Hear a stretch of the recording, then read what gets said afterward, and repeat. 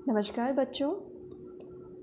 जैसे हमने पूर्व के वीडियो में एशिया की जलवायु का अध्ययन किया था, इस वीडियो में हमने एशिया की जलवायु को मानसूनी जलवायु मानते हुए मानसून का प्रकृति, मानसून की हवाओं की दिशा, विभिन्न ऋतुओं में इसमें होने वाले परिवर्तन का अध्ययन किया था। आज इसी टॉपिक को आगे बढ़ाते हुए हम एशिया की जलवायु के पार्ट 2 को पढ़ेंगे। इसमें एशिया में ग्रीष्म ऋतु में क्या दशाएं रहती हैं और शीत ऋतु में क्या दशाएं रहती हैं, इनका अध्ययन करेंगे। तो सर्वप्रथम ग्रीष्म ऋतु की दशाएं, समर कंडीशन इन एशिया।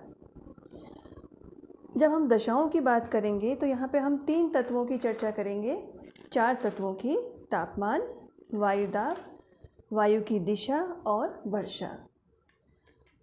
सर्वप्रथम तापमान, जैसे कि हमने कल भी चर्चा की थी, पूर्व में भी, कि तापमान और वायुदाब में घनिष्ठ संबंध है, विपरीत संबंध है। और तापमान वायुदाब को प्रभावित करता है, वायुदाब से वायु की दिशा प्रभावित होती है और वायु की दिशा वर्षा की मात्रा को प्रभावित करती है। तो इन सभी तत्वों में एक प्रकार का अंतर संबंध है। तो सर्वप्रथम तापमान, टेम्परेचर। एशिया में ताप संबंधी विविधताएं पाई जाती हैं। यहाँ के ध्रुवीय क्षेत्र का जो औसत तापक्रम है ग्रीष्म ऋतु में, वह है 10 डिग्री सेल्सियस। जैसे कि आप सभी को विदित है, ग्रीष्म ऋतु अप्रैल माह से प्रारंभ हो जाती है, क्योंकि मार्च के बाद सूर्य किरणें कर्क रेखा पर लंबवत पड़ती हैं, अतः यहाँ पर ग्रीष्म ऋतु प्रारंभ हो जाती है। स्थलखंड के तापक्रम में बहुत अत्यधिक वृद्धि होती है। इस वृद्धि से इस क्षेत्र में न्यून वायुदाब विकसित हो जाता है। मैंने आपको इसमें PDF में भी मानचित्र भेजे हैं और वीडियो में भी मानचित्र का अध्ययन देखें कि एशिया के मध्यवर्ती भाग से 26 डिग्री सेल्सियस की समताप रेखा गुजर रही है। समताप रेखा किसे कहते हैं? आइसोथर्म्स। समान ताप वाले स्थानों को मिलाकर खींचे जाने वाली रेखा को हम कहते हैं समताप रेखा। तो 26 डिग्री सेल्सियस की समताप रेखा एशिया के मध्यवर्ती भाग से गुजरती है। इसी समय दक्षिणी पश्चिमी एशिया में सामान्य तापक्रम 35 डिग्री सेल्सियस से अधिक मिलता है और इसी अवधि में मरुस्थलीय क्षेत्र में तापमान 45 डिग्री सेल्सियस से भी अधिक पहुंच जाता है। तो आप देखें कि समताप रेखा का हम अध्ययन करें तो उत्तरी क्षेत्रों में 10 डिग्री सेल्सियस और दक्षिणीवर्ती क्षेत्रों में 26 डिग्री सेल्सियस तापक्रम समताप रेखा है। और आप देखें पश्चिमी एशिया, जहाँ पे ईरान, इराक, थार का मरुस्थल है, वहाँ पे समताप रेखा 32 डिग्री और 35 डिग्री सेंटीग्रेड की पाई जाती है। नेक्स्ट, वायुदाब। मध्य एशिया में क्योंकि तापक्रम उच्च हो जाता है, स्थलखंड शीघ्र गर्म हो जाते हैं, अतः निम्न दाब क्षेत्र विकसित होता है। इस समय पंजाब में सबसे कम वायुदाब 995 मिलीबार, जैसे कि वायुदाब वाले आप मानचित्र में देखें तो 995 96 मिलीबार पंजाब क्षेत्र में, और इसी समय हिंद महासागर में 1015 मिलीबार के करीब वायुदाब पाया जाता है। आर्कटिक महासागरीय क्षेत्र में भी उच्च दाब क्षेत्र विकसित हो जाता है। यहाँ इस मानचित्र में वायुदाब रेखाएं दिखाई गई हैं, समदाब रेखा, जो समदाब वाले स्थानों को मिलाकर खींची जाती है। वायु की दिशा का अध्ययन करें तो समुद्र क्षेत्र में उच्च वायुदाब विकसित होता है और महाद्वीपीय स्थल भाग में निम्न वायुदाब केंद्र विकसित होता है। ये हवाएं समुद्र से स्थल की ओर, यानी उच्च वायुदाब से निम्न वायुदाब की ओर प्रवाहित होती है। इसको हम दक्षिणी पश्चिमी मानसून की संज्ञा देते हैं हिंद महासागर में, और दक्षिणी पूर्वी मानसून की संज्ञा देते हैं प्रशांत महासागर के निकटवर्ती क्षेत्रों में।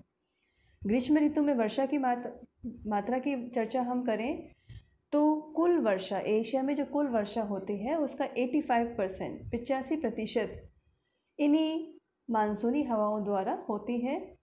एशिया महाद्वीप में 25 सेंटीमीटर से लेकर 250 सेंटीमीटर की वर्षा रेखा देखी जाती है। जैसे कि आपको चित्र में दिख रहा है कि विभिन्न छायाओं के द्वारा हमने ग्रीष्मकाल में वर्षा को इंडिकेट किया है। जो सघन छाया है वो प्रदर्शित करती है 150 सेंटीमीटर से अधिक वर्षा, जो कि दक्षिणी व दक्षिणी पूर्वी एशियाई क्षेत्रों में है। और जो लाइन से शो की है वो है 25 सेंटीमीटर तक वर्षा। आप देखें इसमें अधिकांश भाग इसी में सम्मिलित होता है, चाहे वो पश्चिमी एशिया हो या मध्यवर्ती एशिया हो या उत्तरी एशिया।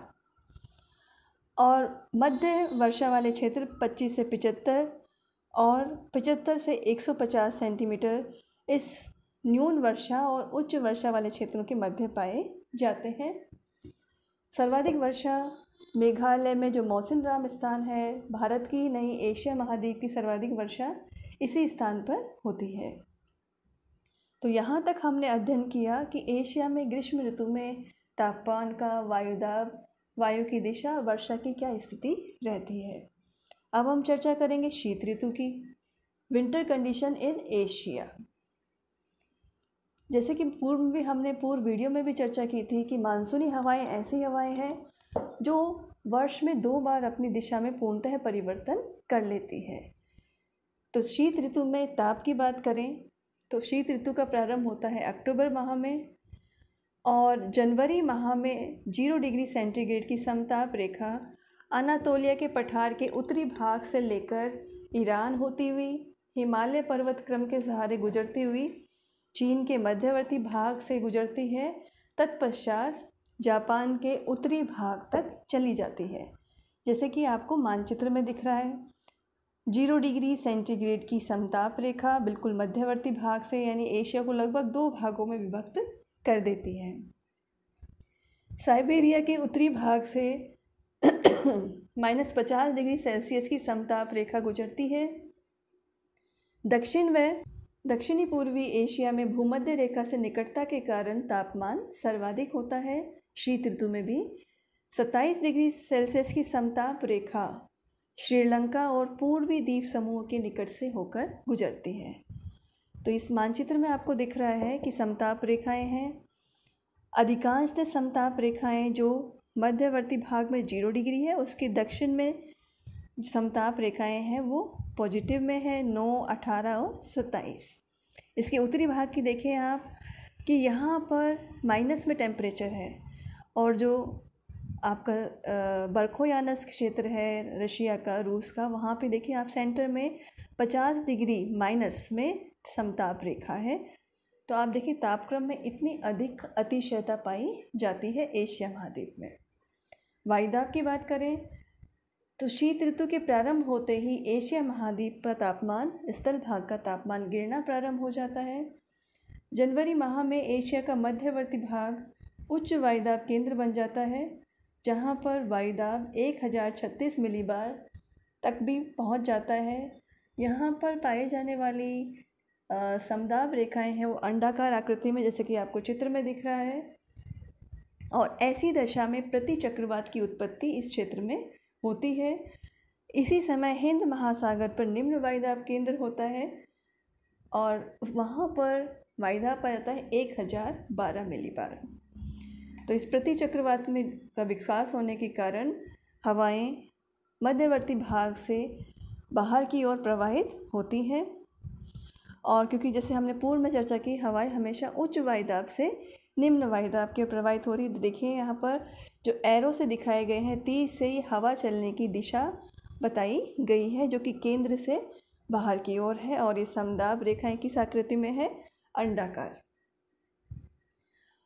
तो वायु की दिशा की हमने चर्चा कर ली कि उच्च वायुदाब के निकट हवाओं का केंद्रीय भवन होता है, वहीं से हवाएं थल से जल की ओर चलती हैं। शुष्क व अत्यधिक ठंडी होने के कारण ये पवनें तापमान को बहुत अधिक गिरा देती हैं और जहाँ ये जाती है वहाँ पर बर्फ़ जम जाती है, हिम आच्छादन हो जाता है। मध्यवर्ती उच्च पर्वत श्रेणी को ये हवाएं ऊंचाई अधिक होने के कारण पार नहीं कर पाती, अतः भारत व पाकिस्तान में तापमान बहुत अधिक नहीं गिर पाता। जबकि अब उत्तरी भाग में चर्चा करें तो वहाँ तापक्रम बहुत अधिक गिर जाता है। चीन क्षेत्र में पहुँचने पर ये हवाएं तापक्रम को बहुत गिरा देती हैं, वहाँ अत्यधिक पतन होता है तापक्रम का। और इस स्थिति के कारण जो उत्तरी पश्चिमी मानसून व उत्तरी पूर्वी मानसून की उत्पत्ति होती है। अब बात करें हम वर्षा की। इस ऋतु में एशिया के अधिकांश भाग शुष्क रहते हैं। शुष्क हवाएं समुद्र को जब पार करती हैं तो वह कुछ नमी ग्रहण कर लेती है, आर्द्रता ग्रहण कर लेती है। और यही आर्द्रता वाली पवनें जब समुद्र तटीय भागों पर जो स्थल भाग से होते हुए गुजरती है तो वहाँ पर अल्प मात्रा में वर्षा करती है।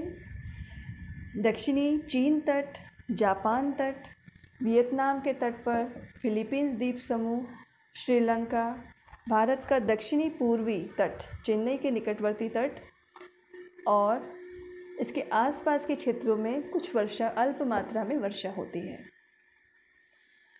शीतोष्णकटिबंधीय चक्रवातों द्वारा इजराइल, लेबनान, टर्की, सीरिया और जॉर्डन में वर्षा होती है। औसत रूप से इस ऋतु में 50 सेंटीमीटर वर्षा होती है।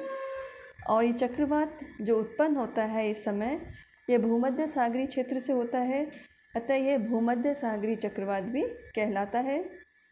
इस ऋतु में उत्तर पश्चिमी साइबेरिया का कुछ भाग पछुआ हवाओं की पेटी में उत्पन्न चक्रवातों द्वारा वर्षा प्राप्त करता है और ये वर्षा हिम के रूप में होती है, जबकि अधिकांश एशिया का भाग इस ऋतु में शुष्क रहता है। जैसे कि आपको शीत ऋतु की वर्षा वाले मानचित्र में दिख रहा है कि यहाँ पर कुछ ही भाग हैं जो पूर्वी द्वीप समूह है, फिलीपींस है, इंडोनेशिया है, यहाँ पर 150 सेंटीमीटर से अधिक वर्षा हो रही है और अधिकांश एशिया के भागों में 25 सेंटीमीटर से भी कम वर्षा देखी जाती है। तो आज हमने एशिया में ग्रीष्म ऋतु और शीत ऋतु में वायुदाब, तापक्रम, वर्षा और वायु की दिशा का क्या स्थिति रहती है उसकी चर्चा की। जो नेक्स्ट वीडियो में हम एशिया के जलवायु प्रदेशों की चर्चा करेंगे। इस वीडियो से पूर्व मैंने आपको एक PDF भी बना के भेजा है, तो पहले PDF पढ़ें, उसके बाद में इस वीडियो को सुनें। इसके बाद आपको असाइनमेंट दिया जाएगा और नेक्स्ट वीडियो हमारा एशिया के जलवायु प्रदेश पर होगा। Thank you.